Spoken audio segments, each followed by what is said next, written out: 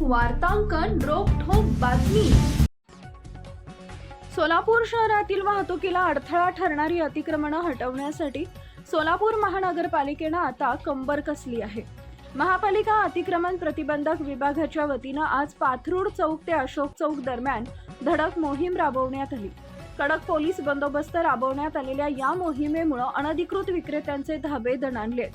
या मोहिमेदरम्यान रस्त्यावर मोठ्या प्रमाणात अडथळा ठरणाऱ्या चायनीज आणि भेळ गाड्यांवर विशेष लक्ष केंद्रित करण्यात आले होते। महापालिकेच्या पथकानं या गाड्या जागेवरच जप्त केल्या। अनेक दिवसांपासून या परिसरात खाद्यपदार्थांच्या गाड्यांमुळे वाहतुकीची कोंडी होत असल्याच्या तक्रारी होत्या। त्या पार्श्वभूमीवर ही कारवाई करण्यात आली। महानगरपालिकेच्या कामात कुणीही अडथळा आणण्याचा प्रयत्न करू नका।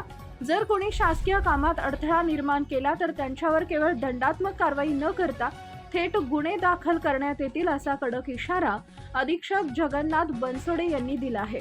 रस्ते मोकळे झाल्यामुळे वाहनधारकांनी समाधान व्यक्त केले असून शहराच्या इतर भागातही अशीच सातत्यपूर्ण कारवाई करण्याची मागणी आता जोर धरतीये।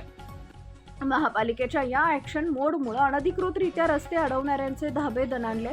कारवाई दरम्यान कोणताही अनुचित प्रकार घडू नये यासाठी मोठा पोलीस बंदोबस्त तैनात करण्यात आला होता। अतिक्रमण प्रतिबंधक विभागाचे अधीक्षक जगन्नाथ बनसोडे यांनी यावेळी आक्रमक पवित्रा घेतला। महाराष्ट्रातील महत्त्वाच्या आणि ताज्या बातम्या पाहण्यासाठी आमच्या जय हो न्यूज चॅनलला सबस्क्राइब करा आणि बेल आयकॉन प्रेस करा।